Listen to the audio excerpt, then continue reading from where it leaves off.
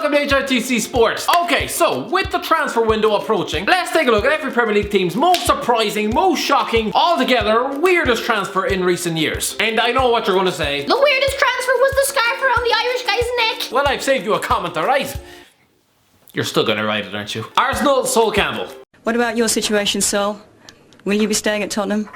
I'm staying. Well, just like my dad when he said he'd be back from the shops in 20 minutes, Sol Campbell's a f***ing liar. It's 10 years later and I'm still waiting for the f***ing milk. Every time Campbell moved clubs, it just seemed to be a weird move. Swapping in the Champions League final for a dressing room with Bijani, dropping down to League 2 only to immediately change his mind once he realised the dressing room smelled of piss, ending up back at Arsenal, only to end up retiring at Newcastle. It just seemed weird. But this was the most shocking. Back in 2001, the media were just attending a press conference of what they thought was the unveiling of Richard Wright. So you wouldn't be surprised if the journalist turned up slightly hungover, half asleep, and already thinking about what type of soup to cook once they got home. And then Campbell walks out, completely stealing Wright's thunder and breaking the hearts of Tottenham fans worldwide. Bournemouth won a Turbe. Okay, let's be honest, I'm guessing there's been about 50 players out there, hail as the next Messi, only to turn out to have the end product of a 7-week-old block of cheese. Juan Iturbe was one of those. So I remember when he linked up with Bournemouth on loan in January 2016. I could not believe it. Arriving from Roma, the 22-year-old underage Argentine and current Paraguayan international, God, international football is a farce, who signed for the Italians for 17.4 million 18 months earlier, was about as much use as Charlie Sheen's genitals. He slumped onto the pitch 4 times, and that was all she wrote. Brighton Vicente. Remember when Brighton signed Vicente? This is a man with 38 caps for Spain, has played over 300 times for Valencia, won 2 La Ligas, a Copa del Rey and a UEFA Cup. What the f***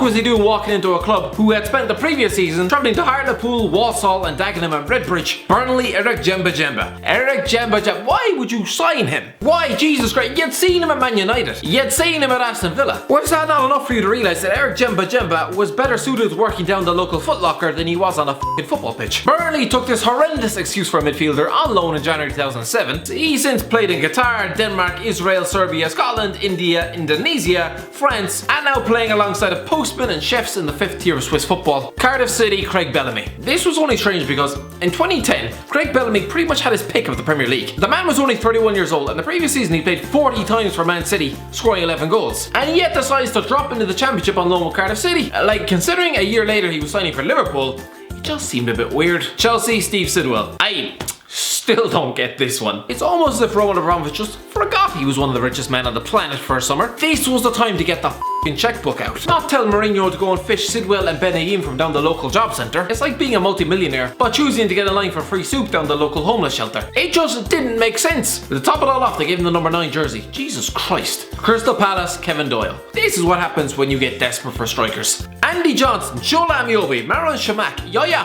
Sanogo. It's like they just put out an ad for a new striker on Gumtree and these were the applicants they got back. I'm going with the transfer of Kevin Doyle, a move that looked about as desperate as Miley Cyrus's cries for attention. Now don't get me wrong, alright? Doyle was a decent player on his day. 2014 was not his day. The last time Doyle had been in the top flight, he had scored 4 goals. 2 years previously, he'd scored 9 in 42 games in the Championship. The previous year, he'd scored 3 goals in 23 games in League 1. How could they think he was the answer? Everton, Jose Baxter. Jose Baxter's career is just bizarre. A former underage Everton prodigy, hailed as better than Wayne Rooney, and then signed for Oldham in 2012. Grand, that's the end of that, fair enough. Well, when he was at Sheffield United, he ended up failing a bunch of drugs tests, testing positive for ecstasy, which he claimed, of course, he was spiked. I'd say not even his mother believed that. Anyway, having served a year-long suspension, he was probably expecting to go and hand in a job application down the local Tesco. No, instead he gets a deal off Everton in January 2017. Like, it didn't make much sense. Are they a football club or a rehab centre? If it's the latter, why not just hand out a few contracts to the half-dozen pill poppers sleeping outside the local train station? He got shoved back in the under 23s and recently just signed for Oldham again, which means in about a year he'll of course link up with Sheffield United again, score a bunch of goals and no doubt get his drink spiked in the year 2022.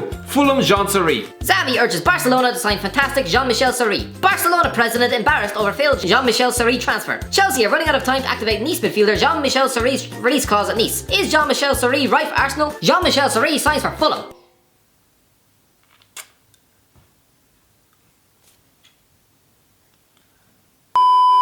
He must feel like shoving his agent in a f***ing shredder right now. He could have been training with Lionel Messi every day. Instead it's Callum Chambers and Cyrus f***ing Christie. Huddersfield Town, Terence Congolo. Okay, the only reason this one deserves its place here is because I never thought I'd see the day that Huddersfield Town would be spending 20 million on one player. This is a club that were stuck in League One a little over 5 years ago.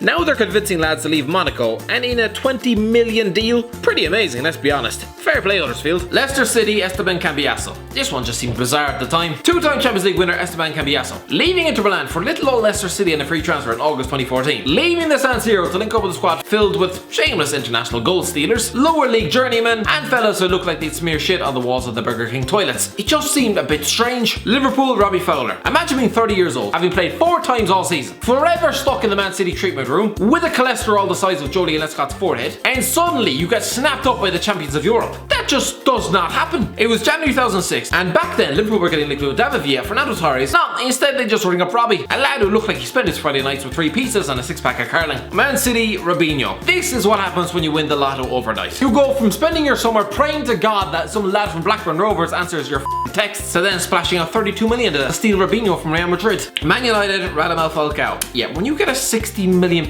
world-class centre-forward for nothing, on loan, yeah, it is too good to be true. It's like someone buying a 12-ounce steak and within 6 hours, they're willing to give it to you for free. Just no. I'd be expecting to get diarrhea from looking at the thing. So, you know, instead of splashing out on a couple of defenders, which they needed, they instead gave £265,000 a week to a broken striker that they just didn't need. Newcastle, Shefki Kucci. It's January 31st, 2011. Newcastle just sold their talisman Andy Carroll. Yes, kids, there was a time when he was a half-decent player, and not just 12 stone of whiskey, rum and chicken nuggets rotting away in the West Ham treatment room. He'd been put on the helicopter to Liverpool, leaving Alan Pardew with a forward line consisting of Shola Amiobi, Niall Ranger and Leon Best. It was enough to force a Newcastle fan to stick their head in a microwave. Whose bright idea was it to sell the club's primary source of goals with about 20 minutes of the transfer window left? I don't think the club has ever been as desperate in the transfer market as they were that day. The window was shut, leaving the club forced to scour the dregs of the freebie bin. It was essentially football's version of a man with a belly full of beer and a dick as hungry as Oliver Twist, having been shot down by half the town centre at 2 AM, forcing him to search for the potential love of his life down the local knitting club. Kucci was allegedly a striker, 35 years old, had not scored in the Premier League since 2006. His next club were Oldham Athletic. Like, what was Pardew thinking? Well, it was either him or Jeremy Aliadier. Why the would it be between him or Jeremy Aliadier? A 35-year-old replacing a £35 million striker? That's like going from watching the Godfather trilogy in one sitting to watching 6 episodes of The Big Bang Theory back to back. You'd be close to drowning yourself in the bath 20 minutes later. Southampton, Stephen Cocker. Imagine spending your summer trying to sign Toby Alderweireld, and then once that goes awry, plan B is Stephen Cocker plucked from the QPR bench. That's like spending 6 weeks chatting to Jessica Alba in the Instagram DMs, only to end up settling for 20 minutes with Theresa May in the Burger King toilets. To be fair, Cocker would get an even weirder move 6 months later. He played less than 10 games for the Saints, but one included a 6-1 home defeat to Liverpool. The club who signed him in January only to chuck him up front. I think that was simply to feed the club's withdrawal symptoms. They hadn't signed anyone from Southampton in about 3 weeks. It's a bit like when a junkie has to resort to getting high off the glue from their kids' art project. Tottenham, Fraser Campbell. Well, there was Robbie Keane returning with his tail firmly between his legs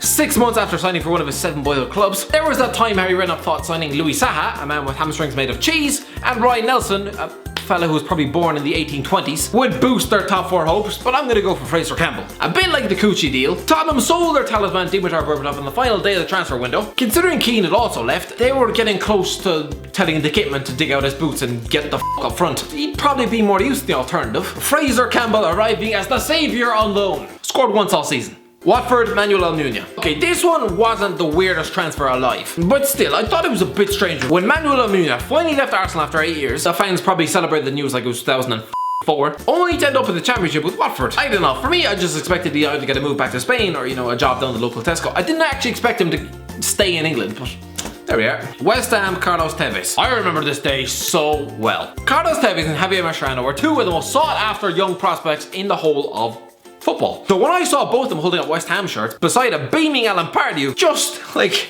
what? Of course we found out the transfers were illegal. Pardew left both on the bench because apparently Marlon Harewood and Hayden Mullins were better than these future Champions League winners. That's like ripping out 5-star meal coupons because you realise you have fucking gravel in the cupboard. Wolves, Ruben Neves. Just how? Like, seriously? How? I remember the days when Wolves fans would toss themselves off in the dark closet when they signed Kenny Miller.